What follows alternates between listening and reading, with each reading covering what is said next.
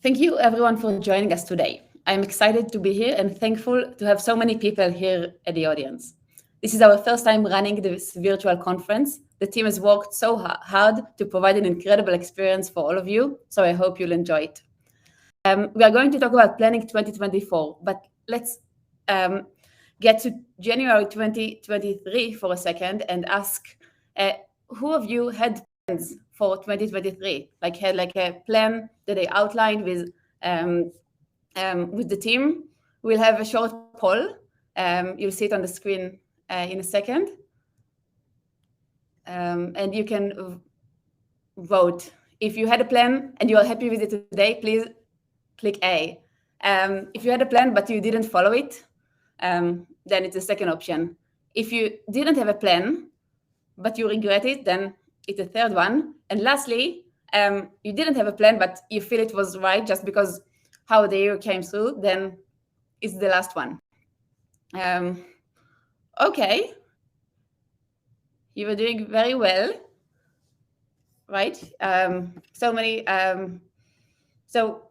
are the results, right? And if we can see that, okay, most of the people had planned, or not most, but a third of the people had plans and are happy with it, which is great. And we need your tips here, so please share them. And a bit more had but didn't follow it, which is something we need to discuss in a second. But a few of you didn't have a plan, and some of you are happy with it, and some of you regret. So with this, let's move on to 2024 and ask a similar question. We are 3 months from 2024, so let's have another quick poll to see how many of you have started planning next year.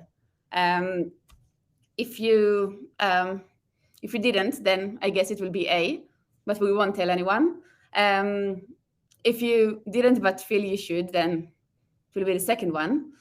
If you are on it, then please share with all of us how you did it. And if you're iterating on it already, then you're a champion. So let us know who you are. Okay, and okay. So it seems that around half the people here haven't started, but looking to start. So this would be a good decision to join us today. And some of you are already working on it, so it's a good sign. So let's see. Let's see what I have for you, and maybe I can help you do some planning for this year. So do you remember I Spy as a kid, I guess, or as a parent? If you're seeing what I'm seeing, I am seeing 2024 there. Can you spot it? It's not easy to spot, but it's there. It's coming, and it's coming soon. You can write it in the chat if you found the year 2024. Okay, I see people reply. Yeah? If you don't want the answer, please don't look at the chat because yeah, so it's there. And I want to tell you my perspective on planning. I think as leaders, our greatest impact is on in the creation phase, the initiation, the ideation. If we got it wrong, then nothing else matters. If we got it right, then we are at the path to great success, hopefully, and being able to pull it through. I said creation, and if we've ever crossed paths before, you might have felt my burning passion for one thing, creativity. To me, creativity is not just an act, but a belief system, most likely like a religion. The more you believe in it, the more you commit to it, the more it empowers you and the people around you. Many of us recognize this, and that creativity is drawing connections, making those intuitive leaps and thinking and linking ideas in unique ways. This is the art of connecting the dots. But here's the thing we often forget. We can only truly connect these dots looking backward, reflecting on our own experiences. I want to take you back with me on a time machine, which is the best picture I've found for it. I have never seen one in real life. And let's go back to 2014. I gave back to my younger daughter. It was 2 years, 5 months, and 25 days after my oldest daughter was born. The first time was harsh, being on maternity leave most of the day alone, taking care of the baby. It was a big change for me. It didn't resemble anything I've experienced before. It was that thing that even though for this session, I looked into photos and I don't have photos to share with you that I feel comfortable enough sharing on stage. I lived each day at a time, trying to appreciate the good moments and struggling to see how and when this will become an easier. I didn't know what to expect. I didn't know how it will feel in a month or two, and how it will be going back to work, how am I going to reorganize my life. I was clueless, and I did my best. When I gave birth to my younger one, 2.5 years later, it was a whole different experience, and you can see I was even able to share a photo. I was able to go out and meet people, and I only realized it as I was going through it. I planned it better. I got help available to help me through it. I realized I need something that is only for myself, so I decided to go back to school and complete the missing classes for my master's degree. I was able to meet family and friends I haven't met for a long time, but most importantly, I enjoyed my family time and was less exhausted by the challenging moments. And I promise you, the second time wasn't less challenging in any way. The only reason the second maternity leave was a better experience for me is because I had my first experience 2.5 years earlier. Only when I was able to sit down, acknowledge what I've experienced, I was able to plan through a much better, pleasant time for me and the people around me. So going back to what you care about today and what we are here to talk about. 2022, if you remember, has hinted at storm clouds. And by now, by 2023, well, the pace has changed entirely. It wasn't business as usual for most companies until now, but there is a silver lining I want you all to see. With creativity comes the undying optimism of what lies ahead. It gives us the vision to dream and to believe in a great 2024. The reason is we arrived to 2024 with a great potential from everything we've learned in the last 12 months, or depending on your business, maybe even more. Do you get it? That it's all about us, that it's all about you, and that everything that is happening around us is like a theater setting that we are required to play in. The better we know it, the better we work with it, and the unique properties and dimensions we acknowledge, the stronger our actions and results will be as a result of that. One thing we often tend to do is to start planning next year too late, even though we've seen some people in the poll that are already on it, which is amazing. Or maybe not too late, but too late to come up with impactful plan. So planning requires time. It takes time to reflect on our last year plan versus actual, our learnings, successes, and misses. You need to uncover misalignments and work them through. Then planning requires a few iterations and decisions to be made. It's not a process you can do over the weekend or a weekend to maybe in a personal life that might be okay, but in businesses by nature, there are multiple people, how to move things around, it takes longer. September is my favorite month of the year to reflect on and connecting the dots, backward, of course. First, because it's my birthday, so I guess everyone's birthday is a good reflection time. But most importantly, because it's the month of transition. We are far enough in the year to get lots of insights from what we've accomplished, but close enough to Q4 to start organizing those insights into the next year plan. I'll pause here for a second because I know potentially it sounds great, but I can hear your doubts on how can we make it happen? How can we find time to even start planning? I want to maybe remind you of something that you probably all know, that there is a saying that rings true, especially now: never let good crisis go to waste. 23, with all the challenges, has presented us with an array of so many new dots, new experiences, and new learnings. Our task now is to acknowledge them, map them, and connect them. You remember, we can only connect the dots backward, but we need to connect them. The thing is, with acknowledging dots, is that if we want to do some deep work around it, we will only get half of the potential we have. We'll only get the flat ones and not the deep ones, right?